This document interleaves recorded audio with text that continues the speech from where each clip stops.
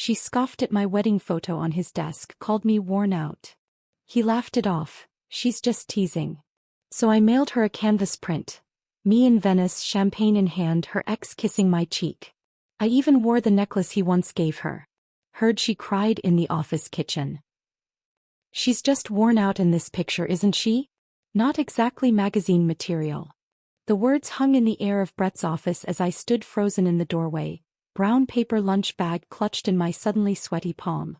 Monica hadn't noticed me yet, her manicured finger tapping our wedding photo on my husband's desk as she leaned over it, speaking to someone on her headset.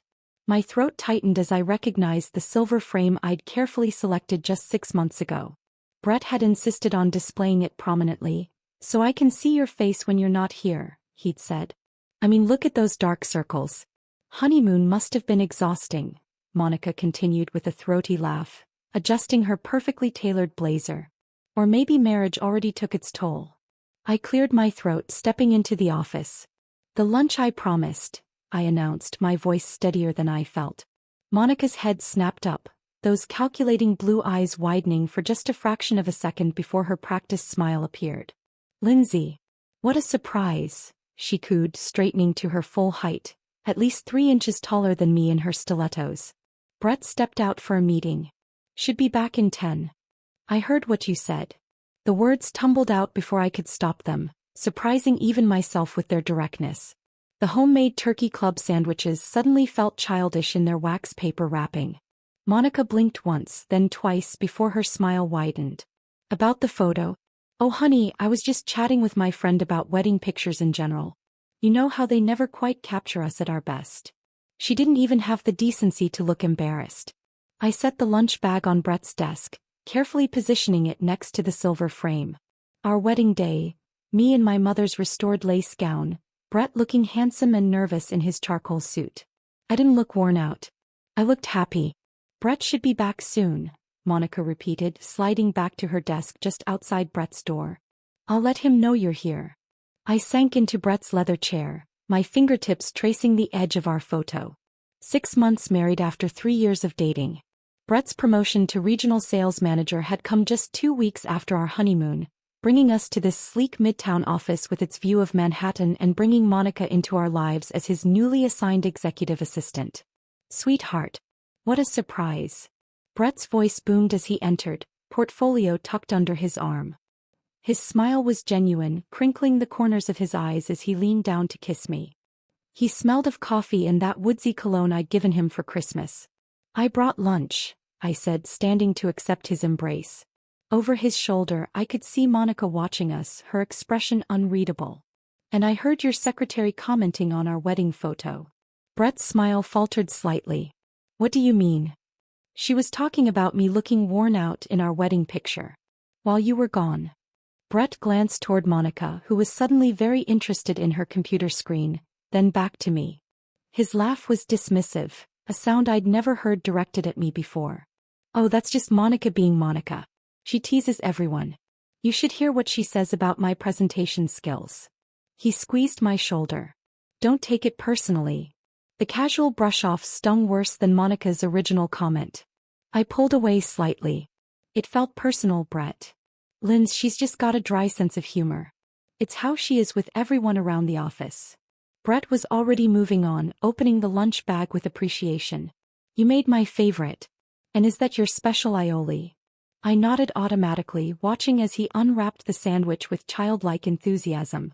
Through the open door, I could see Monica glance our way, her perfectly shaped eyebrow arching slightly before she returned to her typing.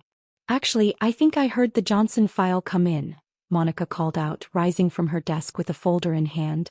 She appeared in the doorway, knocking lightly on the already open door. "Sorry to interrupt your lunch." "Perfect timing, come in," Brett replied, gesturing her forward. "Lindsay just brought these amazing sandwiches. There's plenty if you want one." My sandwich turned to sawdust in my mouth as Monica glided into the room, accepting Brett's offer with practiced grace. "That's so thoughtful of you both, but I brought my salad today. Watching the carbs, you know." She patted her flat stomach with a wink. I watched as she handed Brett the folder, their fingers brushing slightly in the exchange. Something shifted in my chest, a tightening I couldn't quite identify. Oh, and Brett, don't forget the conference call at 2. I've prepared those projection slides you needed. The casual intimacy in her voice made my skin prickle. You're a lifesaver, Mon, Brett replied, using a nickname I'd never heard before. Seriously, Lindsay, I don't know what I'd do without her. She remembers everything. Everything except professional boundaries, apparently, I muttered under my breath. What was that? Brett asked, looking up from the folder. Nothing, I replied, forcing a smile. Just thinking about your busy schedule. Monica lingered, making small talk about office gossip. Names and situations I didn't recognize, but that had Brett chuckling easily. I noted how she leaned against his desk, how her laughter came quick and musical at his jokes, how she seemed to have carved out a space in his daily life that I knew nothing about. When she finally left, closing the door with a gentle click, the office felt different. The photo on Brett's desk suddenly seemed like a relic from another time rather than a 6-month-old memory. She's nice, right? Brett asked between bites. The whole team loves her. She's already organized the office happy hour and a charity run. She made fun of our wedding photo, Brett. She called me worn out while you weren't here. Brett sighed, setting down his sandwich. Honey, I'm sure it wasn't like that. Monica is professional. She wouldn't. I heard her, Brett. I was standing right there. He reached for my hand across the desk. Then it was just a bad joke. She doesn't mean anything by it. The drive home that evening was suffocating in its silence. Brett had kissed me goodbye at his office, promising to be home for dinner, but all I could think about was the easy way he'd dismissed my concerns. The traffic crawled along the FDR drive, giving me ample time to replay the afternoon in my mind. Was I overreacting? Maybe Monica's comment was just thoughtless office banter. But the way Brett had refused to acknowledge it bothered me more than her original words. It was as if my feelings didn't matter when weighed against workplace harmony, or worse, against Monica's feelings. I gripped the steering wheel tighter as a taxi cut me off, forcing me to brake suddenly. The photo in the silver frame flashed in my memory, along with Monica's perfectly manicured finger tapping my face. Worn out, she had said with such casual cruelty. The setting sun glinted off the East River as I inched toward our apartment in Queens, my mind churning with questions I couldn't quite form and suspicions I didn't want to face. Something had shifted today, something I couldn't quite name but could definitely feel. And as I finally pulled into our building's parking garage, I realized the heaviness in my chest wasn't just hurt. It was resolve. I entered our apartment with that strange new weight in my chest, tossing my keys into the ceramic bowl my mother had given us as a housewarming gift. Our 2-bedroom in Astoria wasn't much, but we'd made it ours. The mismatched furniture from our single days blending with wedding gifts and weekend flea market finds. The normalcy of it all. The stack of mail on the counter, Brett's running shoes by the door, my half-finished painting on the easel by the window, made the afternoon's events feel even more surreal. The kitchen clock read 6:30. Brett wouldn't be home for at least an hour. I opened the refrigerator, staring blankly at its contents before shutting it again without taking anything. My appetite had vanished somewhere between Brett's office and home. Instead, I poured myself a glass of wine, the Cabernet we'd discovered at that little vineyard upstate last fall. Back when things felt simpler. Before promotions and Monica. She's just teasing, Brett had said. So easily. So dismissively. I settled onto our worn leather couch, tucking my feet beneath me as I replayed the scene. The way Monica's eyes had flicked over me, assessing and dismissing in the same glance. The way Brett had failed to see what was happening right in front of him. Or maybe he had seen it and simply didn't care. My phone buzzed with a text from Brett. Wrapping up here. Home by 7:30. Love you.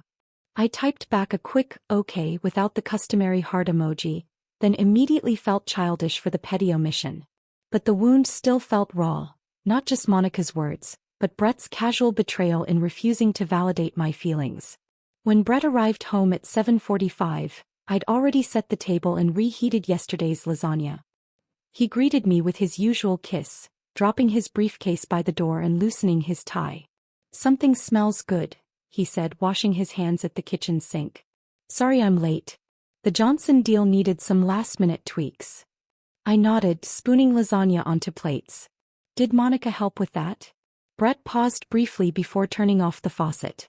Yeah, actually. She stayed late to finalize the presentation. He dried his hands on the kitchen towel. She's really great at spotting errors I miss. I'm sure she is, I murmured, setting the plates on the table with more force than necessary. Brett sighed, taking his seat. Are you still upset about today? It was just a joke, Lindsay. A joke at my expense. About our wedding photo. I remained standing, my hands pressed flat against the cool tabletop. And you laughed it off like it was nothing. Because it was nothing, Brett insisted, his voice rising slightly. You're making this into something it's not. Monica was just being playful. It's how people talk at the office. People at your office regularly insult their coworkers' spouses? Brett stabbed at his lasagna. Come on, that's not fair. You're being way too sensitive about this. Too sensitive? The words hit like a slap. Your secretary insulted me to my face, Brett. And instead of defending me, you sided with her. I didn't side with anyone. There were no sides to take because there was no real issue. Brett's fork clattered against his plate. This is exactly why I don't tell you about work stuff. You blow everything out of proportion. That was new. What else haven't you told me? Brett's expression shifted from frustration to wariness. That's not what I meant. Isn't it? I finally sat down, more to steady myself than anything else. What other jokes about me am I too sensitive to hear? None. Jesus, Lindsay. Brett ran a hand through his hair, a nervous habit he'd had since college. Can we please just eat dinner like normal people? Normal people. As if I were the one being irrational. We ate in tense silence for several minutes. I picked at my food while Brett devoured his, apparently unaffected by the argument.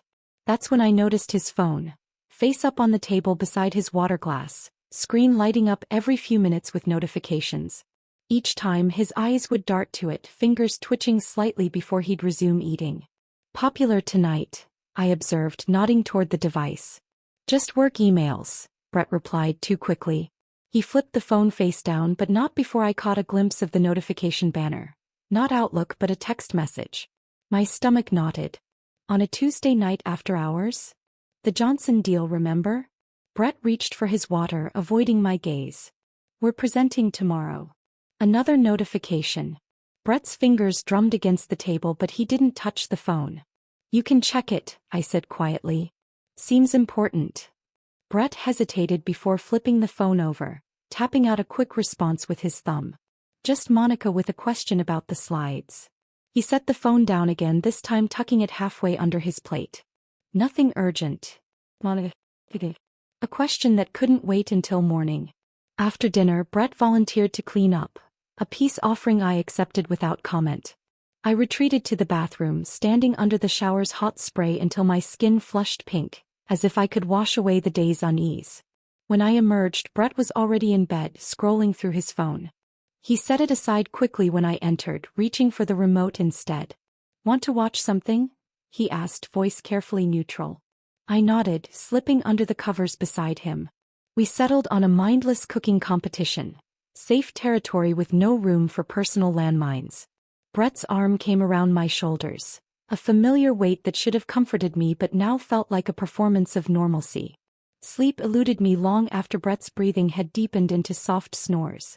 His phone sat charging on his nightstand, its presence somehow accusing in the darkness. I stared at the ceiling, cataloging the day's red flags like counting sheep. Monica's comment, Brett's dismissal, the secretive texts, his defensiveness at dinner. Was I truly being oversensitive?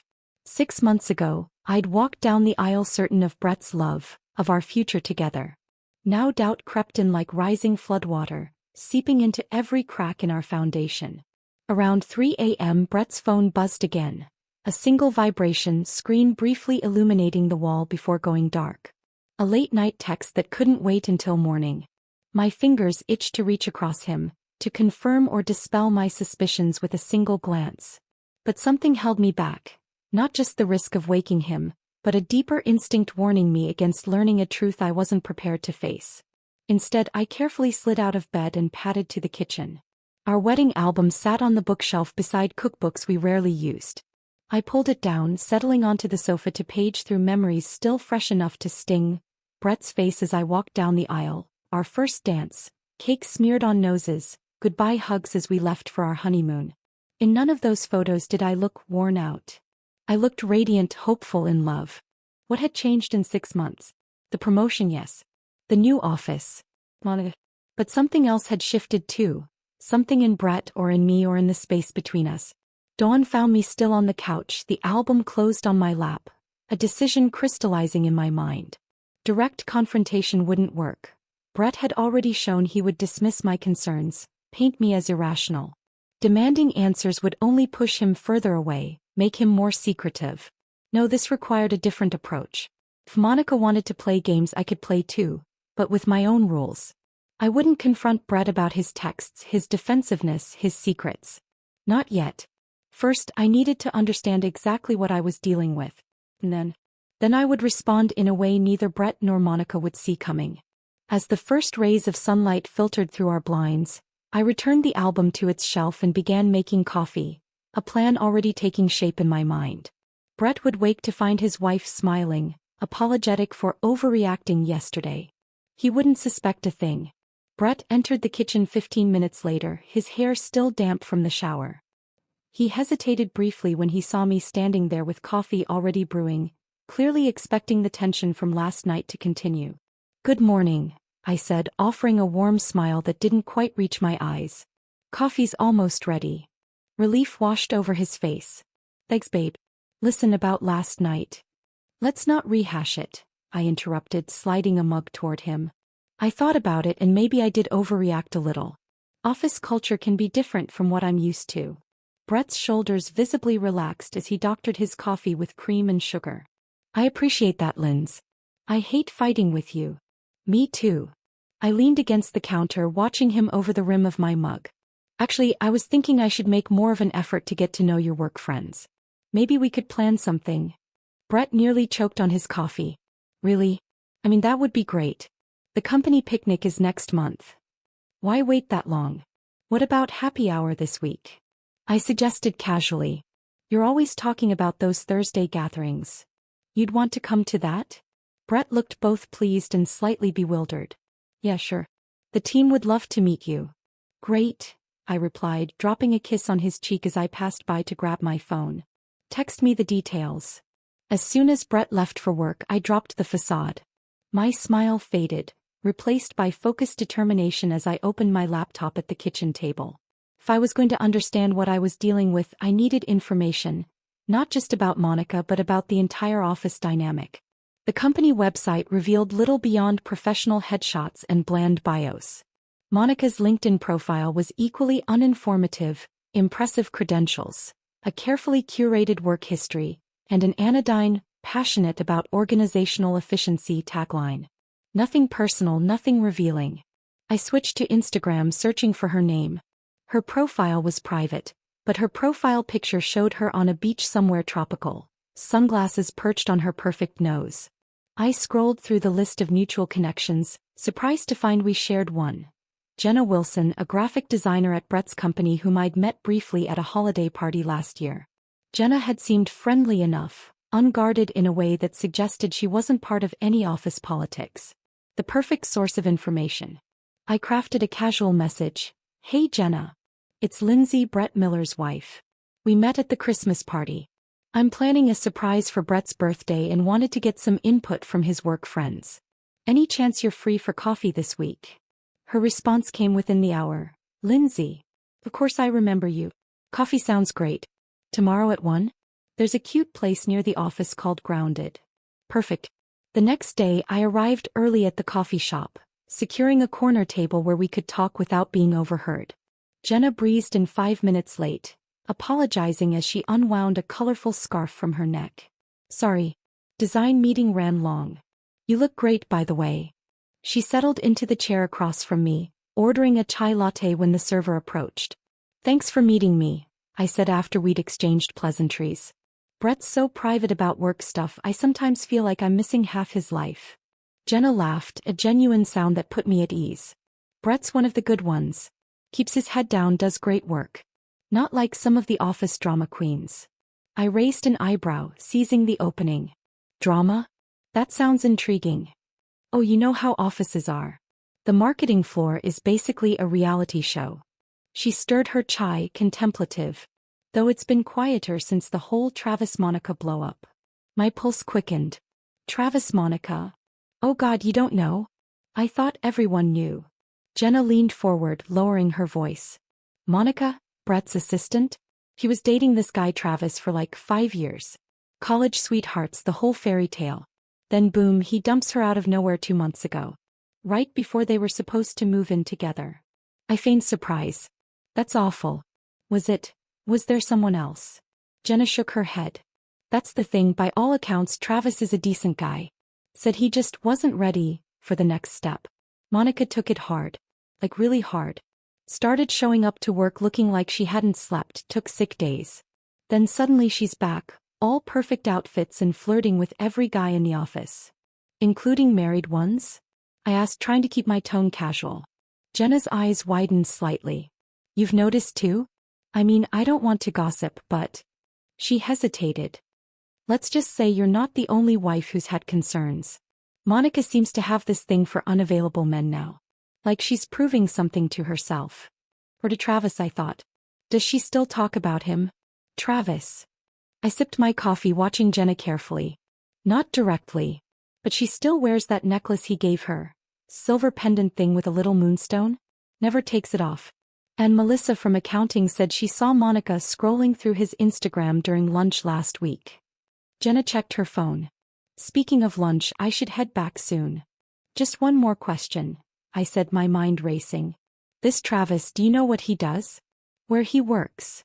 Jenna looked puzzled by my interest but answered readily. He's a photographer, I think. Does commercial work, corporate headshots, that kind of thing. Actually, she brightened, he did our company headshots last year. That's how they met. I walked Jenna back toward her office, grateful for the frigid January air that explained the flush in my cheeks. We parted with promises to meet again soon, her none the wiser about my true interests. Back home, armed with a name and profession, I began my search in earnest. Travis Bennett's photography website appeared immediately in my search results. A sleek, professional showcase of his work. Corporate events, product photography, headshots of smiling professionals. And under personal projects, a series of intimate portraits. All women, all beautiful, all captured with a gaze that felt almost loving. One, dated about 7 months ago, showed Monica on a park bench, laughing at something off camera, that silver pendant gleaming at her throat. I found his contact form, my finger hovering over the keyboard as I considered my approach. Too eager and I'd raise suspicions. Too vague and he might ignore me altogether. Finally, I typed, I'm looking for a photographer for a personal project. Something that captures a more intimate, authentic portrait than standard headshots. Your work with natural lighting particularly impressed me. I'd love to discuss rates and availability. Short, professional, innocuous. I signed it Lindsay Miller, not hiding my identity but not broadcasting my connection to Monica either. Then I clicked send before I could second-guess myself. His response arrived that evening while Brett was in the shower. Thanks for reaching out, Lindsay. I'd be happy to discuss your project. My schedule is fairly open next week. Would you prefer to talk by phone or over coffee? I smiled at my phone screen, the first genuine smile in days. Coffee would be great, I replied. Tuesday at 10? There's a place called Grounded that I've heard good things about. The same cafe where I'd met Jenna. A small risk but a calculated one. If anyone saw us, it would appear to be nothing more than a business meeting. And somehow, it felt fitting to begin this new phase in the very place where I'd discovered Monica's weakness. Travis confirmed our meeting with a brief, "See you then." I closed my laptop and joined Brett in bed, maintaining my facade of reconciliation as I curled against him. He pulled me close, murmuring something about being glad we were past that office misunderstanding. I made an agreeable sound, already mapping out my next steps as Brett drifted to sleep beside me. Monica had aimed for a tender spot, my marriage, my very identity as Brett's wife. Now I knew exactly where to aim in return. The silver pendant. The ex-boyfriend. The broken heart she was trying to hide beneath her perfect exterior. Thursday's happy hour couldn't come soon enough. Thursday's office happy hour proved even more illuminating than I'd expected. Brett introduced me around with obvious pride, his arm draped possessively across my shoulders. I dressed with calculated precision. A silk blouse that highlighted the features I knew were my best, paired with jeans that drew appreciative glances. Nothing too obvious, nothing that screamed marking my territory, but enough to remind everyone, especially Monica, that I wasn't the worn-out wife in the wedding photo. Monica's smile tightened when she saw me, her eyes flicking between Brett and me as we approached the high-top table where she stood with several colleagues. "Monica," I greeted her warmly, extending my hand. "So nice to see you again under better circumstances." Her handshake was firm, professional. "Lindsay, I didn't realize you'd be joining us tonight." "Last-minute decision," I replied, keeping my tone light. "I've been so curious about Brett's work family." Throughout the evening I observed her. The way she laughed too loudly at the male colleagues' jokes. The way her hand lingered on Brett's arm when she asked him about a report. And most tellingly, the way her fingers absently traced the silver pendant around her neck whenever the conversation lulled. When I excused myself to the restroom, I wasn't surprised when Jenna followed moments later. "So, thoughts?" she asked as she reapplied her lipstick beside me. "About." I played innocent, touching up my own makeup. "Monica." Jenna lowered her voice. "I saw how she was with Brett. I'm sorry I didn't warn you more specifically." I shrugged, snapping my compact closed. "Brett's oblivious. Men usually are." "That's generous of you." Jenna studied me in the mirror. "Most wives would be furious." "Who says I'm not?" I smiled, a complicated expression that made Jenna raise her eyebrows. "I've just learned there are more effective responses than obvious anger." By Tuesday morning I'd developed a clear strategy. Meeting Travis at Grounded, I'd selected a table in the corner, visible enough to appear innocent, private enough for real conversation. I recognized him immediately from his website photos. Tall with thoughtful brown eyes and an artist's observant gaze. He spotted me too, raising a hand in greeting as he navigated between tables.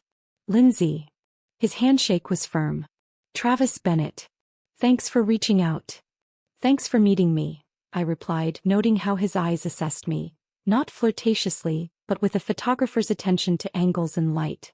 "Your portfolio is impressive. You mentioned a personal project?" He settled across from me, placing a leather portfolio on the table between us. I took a deliberate breath. "Yes, though I should probably be more direct about what I'm looking for. I want portraits that capture a very specific emotion, victory." His eyebrows rose slightly. "That's specific. May I ask why?" "It's complicated." I hesitated, then decided on a calculated risk. "I believe you know Monica Reeves?" Travis stiffened visibly, his expression closing. "I do. Is this about her?" "In a way," I admitted. "I'm Brett Miller's wife. Brett is Monica's boss." Understanding dawned in his eyes, followed by wariness. "Look, if this is about Monica and me." "It's about Monica and my husband," I interrupted quietly. "Or rather, about how she treated me and how he failed to defend me." I explained the wedding photo incident, keeping my tone measured, reasonable. Travis listened without interruption, his photographer's eyes never leaving my face. When I finished, he sat back. "That sounds like Monica. Especially lately." "Lately?" He sighed, turning his coffee cup in slow circles. "After we broke up, he changed. Started pursuing unavailable men, flaunting it on social media where she knew I'd see. It wasn't like her. Or at least not like the woman I thought I knew." "Why did you end it?" I asked, genuinely curious. "Because I realized she wanted a prop more than a partner." His honesty surprised me. Someone successful enough to show off, attentive enough to validate her, but not independent enough to challenge her narrative. When I stopped playing along, things unraveled quickly. I nodded, understanding more than he knew. "And the necklace she still wears?" A shadow crossed his face. "A moonstone pendant.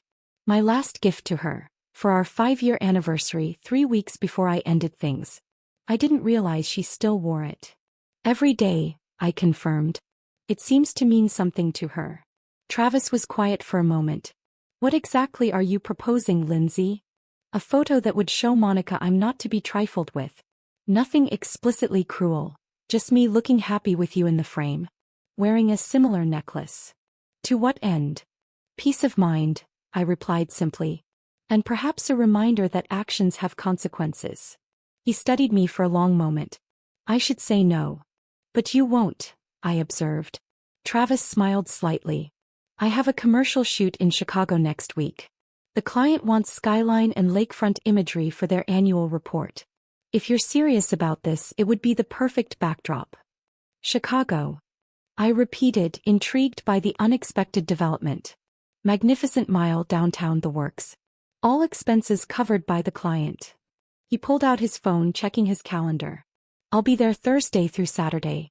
You could fly in Friday, we'd shoot that evening, and you'd be home by Saturday night. And Brett would never need to know, I mused. That part's up to you. Travis shrugged. I'm just offering a professional service. I considered the logistics. A day off work, a plausible excuse for Brett. I'd need to find a necklace similar to Monica's. I have contacts in the jewelry district, Travis offered, then caught himself with a self-deprecating laugh. Listen to me enabling this whole scheme. Having second thoughts? No, he admitted. Monica made her choices. And frankly, what you're proposing is pretty mild as revenge goes. We spent the next hour finalizing details. Flight times, the exact location for the shoot, the artistic direction.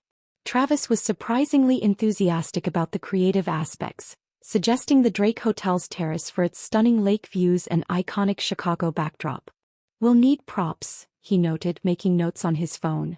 Champagne definitely. Elegant but relaxed attire. And that necklace. The moonstone should catch the evening light perfectly. I found myself smiling genuinely for the first time in days. You're really getting into this. Professional pride, he replied with a wink. Even revenge photos should be technically excellent. 3 days later, a small package arrived from a Chicago jeweler. A silver pendant nearly identical to Monica's, but with subtle differences only its original owner would notice. I tucked it away in my jewelry box, heart racing with anticipation. Friday arrived with perfect spring weather. I'd told Brett I was visiting a college friend in Pittsburgh. A plausible lie he accepted without question, too preoccupied with a major client presentation to probe further. The flight to Chicago was quick, just under 2 hours, giving me time to check into the Drake and prepare for the evening shoot. Travis met me in the lobby at 6, equipment cases in hand. Perfect timing, the light will be golden in about 40 minutes.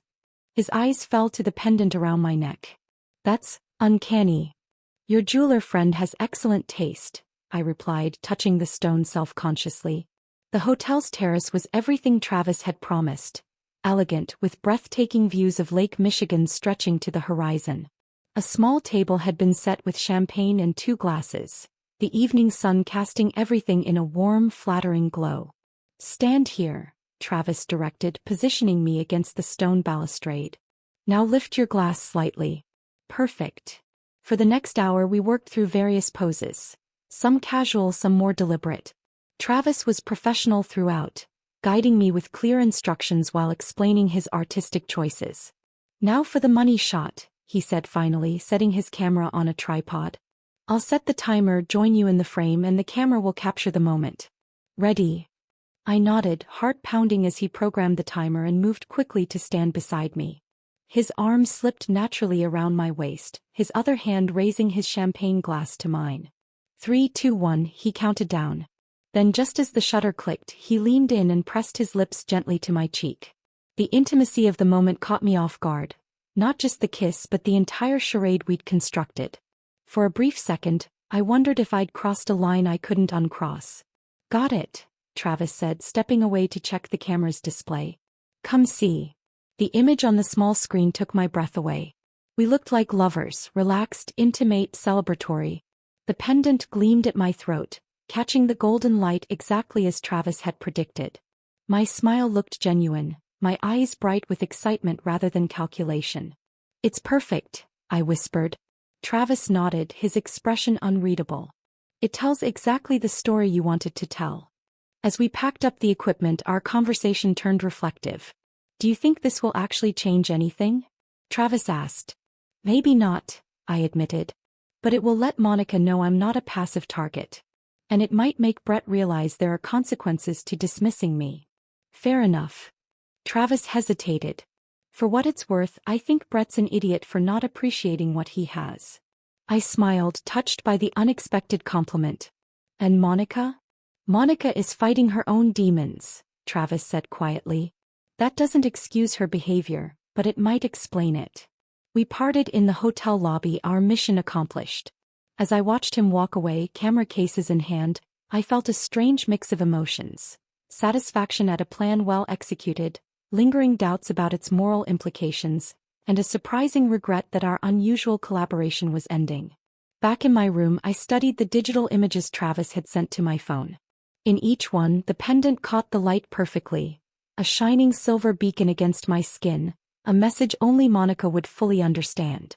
Now all that remained was deciding how best to deliver it. The Saturday flight home from Chicago gave me ample time to finalize my plan. I scrolled through the photos Travis had sent, each one more perfect than the last. But one stood out clearly. The moment he'd kissed my cheek, champagne glass raised in a toast, the golden sunset burnishing everything with a romantic glow. The pendant gleamed at my throat, unmistakable against my skin. I'd expected to feel triumphant. Instead, I felt a complex mix of emotions. Satisfaction, yes, but also a sobering awareness of what I was about to set in motion.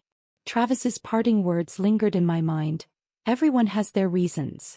Was I any better than Monica, using a connection with Travis to wound someone else? But then I remembered her casual cruelty, her finger tapping my face in the wedding photo. "Worn out," she'd said. And Brett's dismissive laugh afterward. A betrayal that cut deeper than Monica's original insult. No, this wasn't about petty revenge. This was about respect, about consequences. About making it clear that I wasn't someone who could be mocked without repercussion. Brett was waiting when I arrived home, eager to hear about my fictional weekend with my college friend. I spun a web of harmless lies, brunch details, a museum visit, catching up on old times. He listened with half an ear, more focused on his upcoming presentation than my fabricated adventures. "How was the office while I was gone?" I asked casually, unpacking my overnight bag. "Busy. The Johnson deal is in the final stretch." Brett's attention remained on his laptop. "Monica stayed late Thursday to help me polish the slides." "Of course she did. That was nice of her." Brett looked up, finally registering something in my tone. "You're not still hung up on that comment about the photo, are you? I thought we were past that." "We are," I lied smoothly. "Just making conversation." On Monday morning, while Brett showered, I placed the order. A 16 by 20 canvas print with a premium glossy finish, rush processing, and delivery to Brett's office scheduled for Wednesday morning. The shipping address read, Monica Reeves, care of Miller Marketing Associates, with a simple note card attached. "Thought you'd appreciate seeing where your gift ended up." The canvas cost nearly $200 with the expedited printing and shipping, but some things were worth the investment. I spent Tuesday in a state of controlled anticipation, rehearsing my next moves. Brett mentioned offhandedly that there was a staff meeting Wednesday morning. Perfect timing for a package delivery when everyone would be gathered in the conference room. Wednesday dawned crisp and clear. I dressed with particular care. A burgundy wrap dress that Brett had always admired, subtle makeup that highlighted my eyes. If I happened to drop by the office later, I wanted to look my best. "You look nice," Brett commented, straightening his tie in the hallway mirror. "Special occasion?" "Just felt like making an effort," I replied, kissing his cheek. "Good luck with your presentation." The tracking notification arrived at 9:48 a.m. Package delivered to receptionist. Right on schedule. The staff meeting would be wrapping up soon, with everyone returning to their desks. Monica would find the package waiting, perhaps open it at her desk where others could see. I nursed a coffee at the cafe across the street from Brett's office building, pretending to read a novel while checking my phone for texts. Nothing from Brett yet, but it was still early. The package might still be sitting unopened on Monica's desk. At 10:30, unable to contain my curiosity any longer, I gathered my things and crossed the street. The security guard recognized me, waving me through to the elevators without asking me to sign in. Advantage of being the boss's wife. The marketing department occupied half of the 12th floor, an open plan of desks surrounding Brett's glass-walled office. I stepped off the elevator, immediately scanning for Monica's desk. She wasn't there. But the canvas was. Propped against her computer monitor for all to see, the glossy surface catching the fluorescent lighting. From across the room, I could make out Travis's arm around my waist, my champagne glass raised in celebration, his lips against my cheek.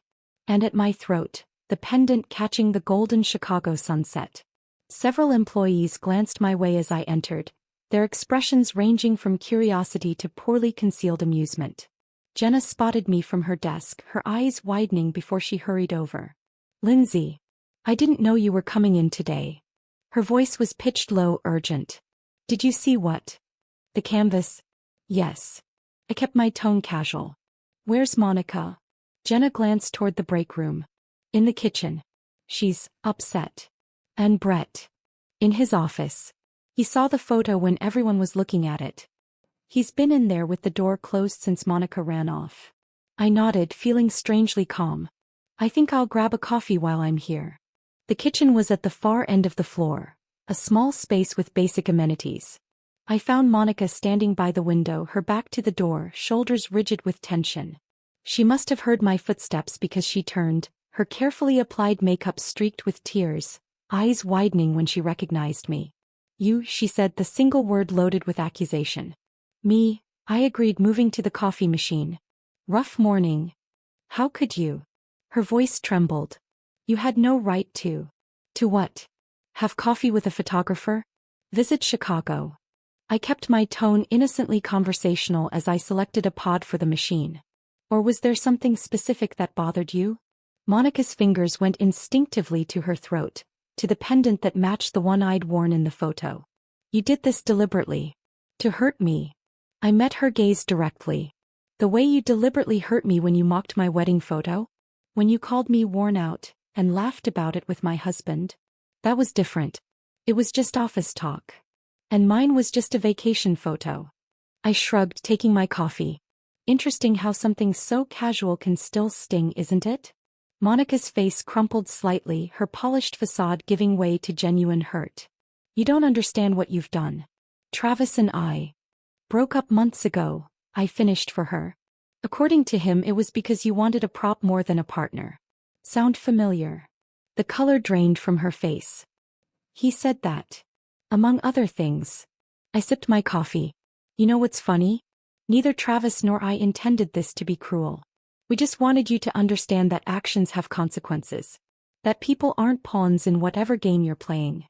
Monica stared at me, speechless for perhaps the first time since I'd met her. "Lindsay." Brett's voice from the doorway startled us both. He stood there, tie loosened, expression unreadable as he looked between us. "Can I see you in my office?" I nodded, setting down my coffee cup. "Of course." As I passed Monica, I paused. "For what it's worth, he kept all your photos. The ones from his personal projects gallery. He still cares what happened to you." The walk to Brett's office felt longer than it should have, colleagues pretending not to watch as we passed. Brett closed the door behind us, the glass walls suddenly feeling very transparent as he turned to face me. "The photo?" he asked, gesturing to a copy of the canvas he'd placed on his desk. "Want to explain?" "Not particularly," I replied, suddenly tired of explanations and justifications. "Do you want to explain why you laughed when your secretary insulted me to my face?" Brett flinched. "That's not the same thing. Isn't it? Both involved publicly embarrassing your spouse." "I didn't publicly embarrass." He stopped, reconsidering. "Okay, maybe I did. But this? A revenge photo with her ex-boyfriend? The necklace? That's calculated, Lindsay. That's cold." "Yes," I agreed simply. "It was." Brett stared at me as if seeing me for the first time. "I didn't think you were capable of something like this." "That's the problem, isn't it? You didn't think about me at all." I moved toward the door. "The question isn't whether I was right to send that photo, Brett. It's why I felt I needed to in the first place." I left him standing by his desk, the glossy canvas between us like a declaration. As I passed Monica's empty desk, I noticed she'd turned the photo face down, hiding Travis's kiss and my triumphant smile from curious eyes. But it was too late. The message had already been delivered, the damage already done. To Monica's carefully constructed image. To Brett's comfortable obliviousness. Perhaps even to my own sense of who I was and what I was capable of. The canvas had spoken volumes. Now we would all have to live with what it had revealed. If this story of sweet revenge had you on the edge of your seat, smash that like button right now. My favorite part was when Lindsay wore Monica's necklace in that perfect photo with Travis. What was your favorite moment? Was it when Monica called Lindsay worn out? Or when Brett dismissed his wife's feelings? Maybe it was the tearful kitchen confrontation at the office? Drop it in the comments below. Don't miss more thrilling stories like this. Subscribe and hit that notification bell so you never miss an upload.